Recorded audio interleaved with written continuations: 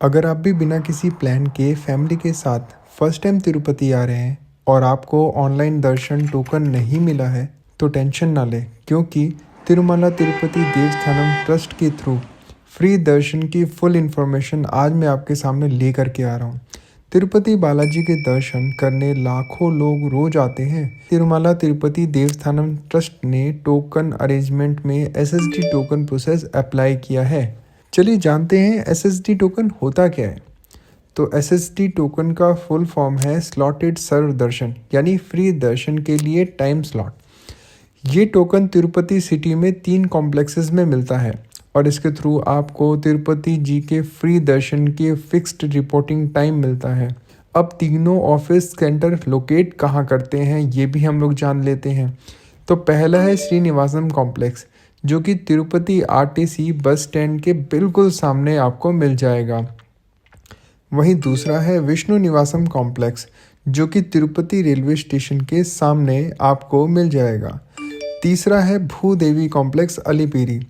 यहाँ आप अलीपेरी bus stand से या फिर किसी ऑटो लेकर के वहाँ पे पहुँच सकते हैं। तीनों सेंटर टीटीडी की ऑफिशियल काउंटर्स हैं, तो किसी भी तरह का कोई फ्रॉड होने के चांस ही नहीं है। टोकन इशू टाइमिंग, जो कि सबसे इम्पॉर्टेंट है। देखिए, टोकन टाइमिंग मुझे भी नहीं पता था, पर मैं जब 7 बजे श्रीनिवासम कॉम्प्लेक्स में पहुंचा तो वहां पर पूछने के बाद पता चला कि भाई आज का पूरा स्टॉक जो है वो ख़त्म हो चुका है। और पूछने के बाद पता चला कि लाइन तो रात को 12 बजे से ही लग जाती है। तो मैंने इधर उधर रूम लेने से अच्छा सोचा कि क्यों ना मैं श्रीनिवासम में ही एक रूम ले लूँ। जी हाँ, आपको यहाँ पर रूम, हॉल सब कुछ मिलता है। तो अगर आपको उसके बारे में जानकारी चाहिए तो मैं डिस्क्रिप्शन में लिंक दे दूंगा, आप वहां जाकर के चेक कर सकते हैं। मैं कहीं और रूम लेने के बजाय यहीं पर ही मैंने रूम लेना उचित समझा। पर रूम लेने गया तो वहां पे पता चला कि सिंगल पर्सन के लिए कोई रूम नहीं है। हाँ, पर आप हॉल ले सकते हैं। मतलब वहाँ पे हॉल्स को डॉर्मेट्री कहा जाता है और आपको वहाँ पे एक लॉकर मिल जाएगा, सिर्फ आधार कार्ड और की कॉपी दिखा के।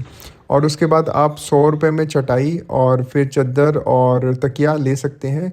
तो वो आपका रेंटेड होता है, आप उसे वापस करेंगे तो आपकी जो सिक्योरिटी है वो वापस मिल जाती है और रेंट वगैरह काट लिया जाता है। तो वहीं पर मैंने डॉर्मेट्री ली और सोचा कि चलो थोड़ा घूम लेते हैं। तो मैंने होटल वगैरह भी दिखाए हैं, ताकि जो लोग यहाँ पर पहुँचते हैं और उनको रूम नहीं मिल पाता है तो वो चाहें तो आसपास के होटल भी देख सकते हैं, जिसका लिंक भी मैंने डिस्क्रिप्शन में दे दिया है।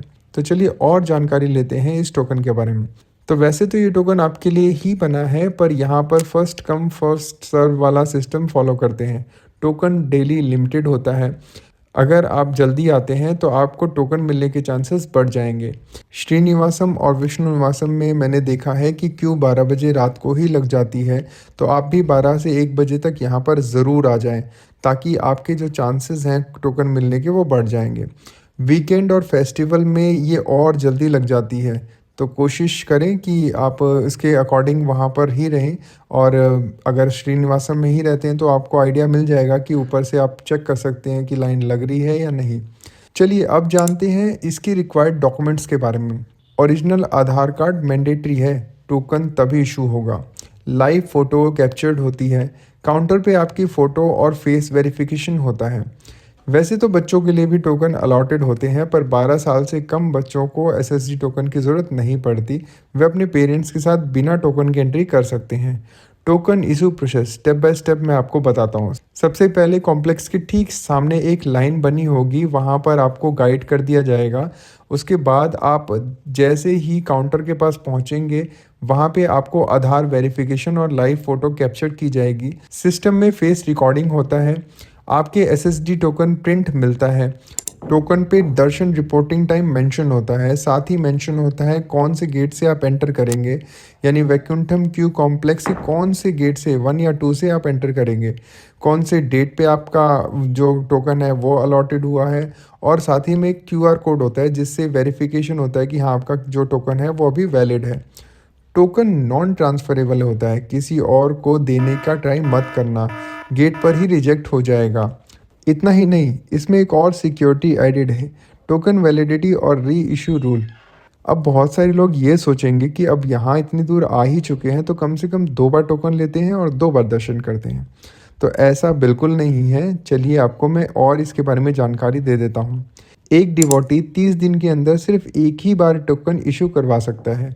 ये मिसयूज़ को रोकने के लिए बनाया गया है। अब टोकन के बाद क्या करना है? टोकन में जो रिपोर्टिंग टाइम दिया हुआ है उस समय पर वैकुंठम क्यू कॉम्प्लेक्स में यानी VQC1 या VQC2 में रिपोर्ट करना होता है। रिपोर्टिंग टाइम लेट हुआ तो टोकन कैंसिल हो जाता है। Important safety note, token free है। किसी एजेंट, ब्रोकर या ऑटो ड्राइवर या फिर किसी भी आउटसाइडर को पैसे देने की कोई ज़रूरत नहीं है। Aadhaar is must. Digital copy, photo, screenshot acceptable नहीं होता है।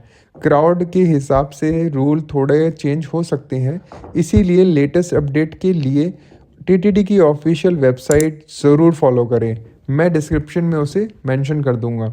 तो दोस्तों, जो लोग फर्स्ट टाइम तिरुपति आ रहे हैं उनके लिए सर्व दर्शन का टोकन लेना सबसे ज़्यादा कन्फ्यूजिंग होता है।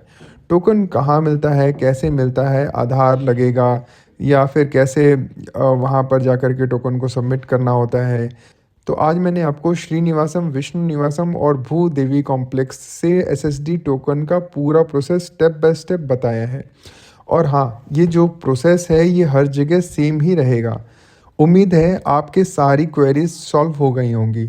अगर अभी भी आपको कोई डाउट हो तो प्लीज़ मुझे कमेंट करके ज़रूर पूछिएगा। मुझे उम्मीद है कि आपको ये वीडियो पसंद आया होगा। अगर अच्छा लगा हो तो लाइक करके ज़रूर जाएं और जो लोग वहाँ दर्शन करने जाने वाले हैं उनके साथ इस वीडियो को ज़रूर शेयर करें। अगर आपने चैनल को सब्सक्राइब नहीं किया है तो कर लीजिए, ऐसी ही अपडेट मैं लाता रहता हूँ। और बस 2 मिनट निकाल करके प्यारा सा अच्छा सा कमेंट ज़रूर करें। कुछ नहीं तो बस इतना ही लिख दें, गोविंदा गोविंदा।